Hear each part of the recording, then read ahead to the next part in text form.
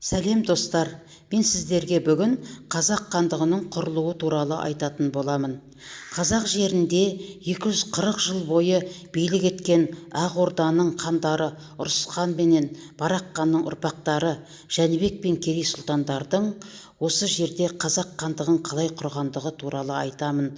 Сондықтан сіздер мені қолдап, каналыма тіркеліп, лайк баса отыруларыңызды сұраймын. Қазақ хандығының құрылуы Әбілқайыр хандығы менен Моғолстанның ішкі саяси қақтығыстарының нәтижесінде құрылды. Шығыс Дешті Қыпшақ пен Жетісуда тұратын ру тайпа көсемдері саяси тәуелсіздікке ұмтылды. Әбілқайыр хан менен Есенбұғаның билігіне мойынсұнбады. Осы мойынсұнбауды Керей мен Жәнібек хан өз қолдарына алды. Керей мен Жәнібек ханның ұлттық мемлекет құрудағы басты мақсатын ақсақалдар, ру ақсақалдарымен бірге қатардағы малшылар да, егіншілер де, сондай-ақ қазақ қоғамын билеуші топтар да, қазақ тайпаларының ақсүйек көсемдері де қолдады. Тіпті 15 ғасырдың 40-50 жылдардың өзінде Қазақстанның оңтүстік аймақтары, Қаратау баурайындағы, Сырдария бойындағы, Түркістанның солтүстік бөлігіндегі тайпалардың басым көпшілігі Керей мен Жәнібек сұлтандардың қатарына қосылды. Қазақ хандығының дербес мемлекет болып қалыптасуының алғы шарттарының бірі Әбілқайыр хандығындағы тоқтаусыз өршіп отырған қантөгіс соғыстар менен ішкі феодалдық қырқысулардың үдей түсуі болды. 1446 жылы Әбілқайыр хан Созақты, Сығанақты, Үзгентті, Аркөкті, Аққорған деген қалаларды басып алды. Осы қалаларды басып алғаннан кейін Шайбани ұлысы менен Ақ Орда ұлысы тайпаларының арасындағы жауластық бұрынғыдан бетер тереңдей түсті. Жәнібек пен Керейдің қол астындағылар Сырдарияның төменгі сағасына, Қаратау қойнауларының шығыс бөлігіне шоғырланды. Осы қалаларды басып алудың нәтижесінде дәстүрлі экономикалық және мәдени байланыстар жойылды, үзілді. Бұл халықтың, соның ішінде шайбаниліктердің де, қазақ әкімдерінің де қол астындағылардың азап шегуіне әкеліп соқты. Қазақ хандығының қалыптасуының тағы бір алғышарттарының бірі ойраттар менен Әбілқайыр ханның арасындағы шайқас болды. Ойраттар 15 ғасырдың 20 және 50 жылдардың аралығында осы Әбілқайыр хандығына үнемі шапқыншылық жорықтар жасап отырды. 1457 жылы Әбілқайыр хан ойраттардан тасталқан болып жеңілді. Ойраттар Әбілқайыр ханға үлкен ауыр бітімге қол қойғызды. Бұдан кейін Әбілқайыр өзінің қол астындағы өзіне бағынбаған тайпаларды, оның ішінде Жошы ханның, Орыс ханның әулеттерін жазалау үшін жолға шықты. Бұл Әбілқайыр ханның бұл әрекеттері халық бұқарасы наразылығын бұрынғыдан бетер күшейтті. Керей мен Жәнібек сұлтандар болса, бұл тарихи жағдайды дер кезінде өз мақсаттарына шебер пайдаланды. Сөйтіп Әбілқайыр ханның үстемдігіне қарсы күрескен қазақ тайпаларының көсеміне айналды. Қазақ тайпаларын бастап батыс Жетісуға көш бастады. Моғолстан ханы Есенбұға Керей мен Жәнібек сұлтандарды құшақ жая қарсы алды. Сұлтандарға Моғолстанның батыс аймағы Шу бойынан қоныс бөліп берді. Яғни неге берді бұл қонысты?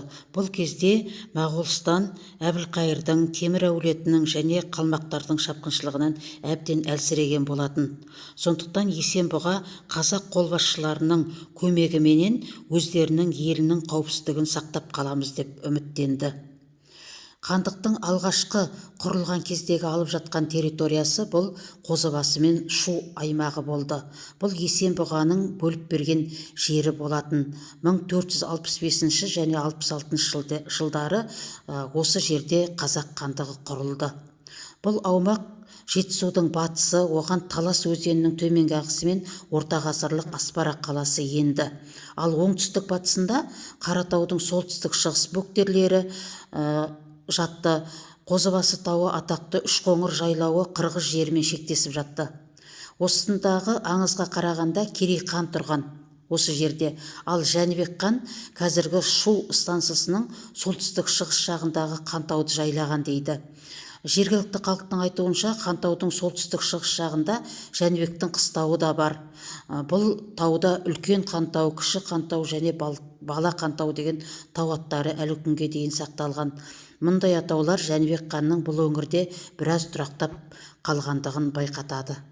15 ғасырдың аяғында Қазақ хандығының жері солтүстігінде Балқаш көлінен Қаратал өзені құйылысына және өзеннің шығыстағы жағалауына дейін кеңейді.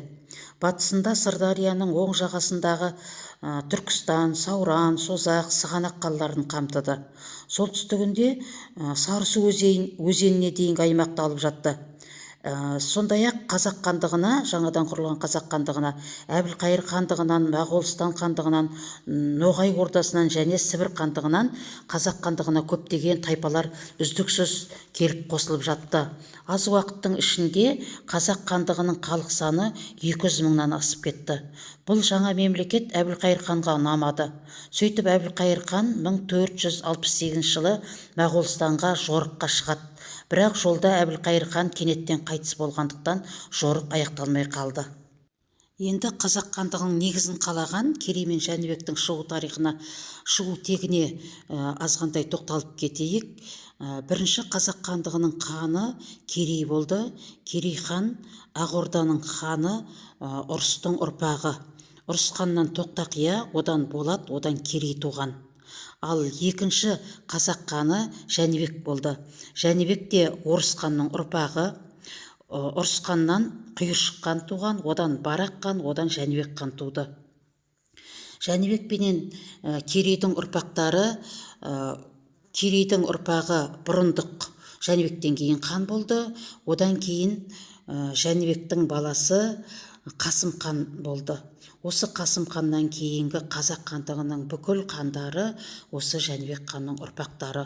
Оның ішіндегі ең ұлылары Қасым хан, Қақназар хан, Тәуекел, Еңсегей бойлы Ер Есім хан, Салқам Жәңгір хан, Тәуке хан, Абылай хан. Сондай-ақ ұлы ғалымдарымыз Шоқан да, Алаш көсемі Әлихан Бөкейханов та осы Жәнібек ханның ұрпағы болып есептелінеді. Қазақ хандығының құрылуының орасан зор маңызы болды. Осы құрылған мемлекет өзінің шаңырақ көтерген жерінде отырып қалмай, бүгінгі таңдағы шекарамызға дейін жер аумағын ұлғайтты. Қазір біз терезесі тең дүние жүзіменен иық тіресе алатын тәуелсіз елміз. Достар, мен сіздерге Қазақ хандығының құрылуы туралы бірқатар мәліметтерді айттым. Қазақ контентін қолдап отырайық. Менің арнама тіркеліңіздер, комментарий жазыңыздар, видео көріңіздер, білімдеріңізді шыңдай беріңіздер. Көп рахмет.